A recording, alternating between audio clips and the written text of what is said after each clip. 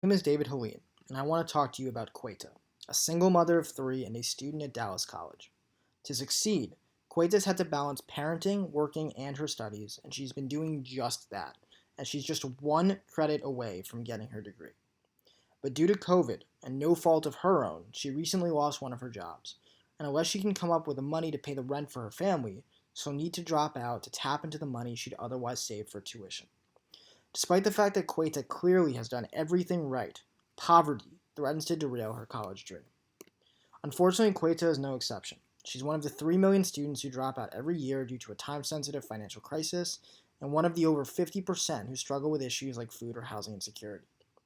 These issues are naturally expensive to students, but they're also expensive to their colleges and cost over $8 billion a year in lost tuition revenue. Pre COVID, over 82% of colleges had invested in what's called an emergency aid program. And now, in the wake of CARES, for the first time, over $6 billion in federal money has been directed to colleges for emergency aid, with two new bills sitting in Congress that would provide for recurring sustainable emergency funding year over year. But these programs are extremely expensive to manage, and sometimes cost more than the amount available in the fund itself, and they're also too slow in getting critical assistance to students, with some taking longer than 2 weeks simply to process an application. To ease this pain, we've launched Edquity, the first ever technology-enabled emergency aid platform for colleges, which offers a more cost-effective, timely, and efficacious way to get critical emergency support to students. Here's how we helped Queta.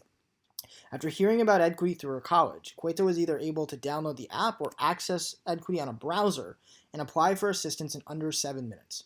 Within hours, she received a response from Edquity letting her know she was eligible, at which point she was able to link her bank account and initiate a direct deposit through the app, which she received in less than 24 hours.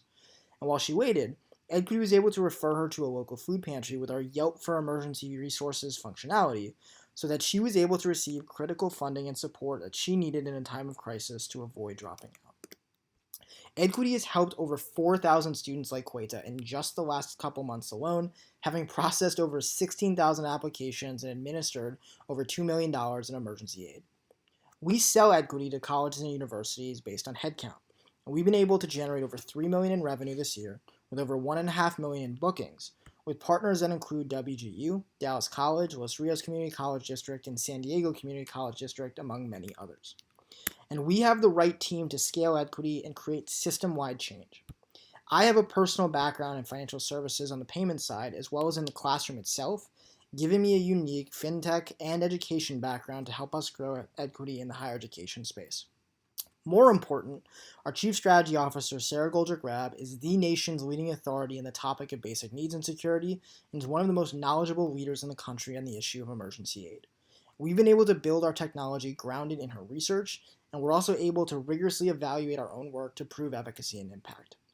Beyond this, we're fortunate to have an amazing group of funders that have helped us raise over $4 million in capital from funders like ECMC Foundation, Luna Foundation, Imaginable Futures, Strata, and the Gates Foundation, among others, and we're in the process of closing a $2.5 million bridge round in the next month. Students like Queta deserve to graduate, and with Edquity, we can give them a fighting chance. Thank you.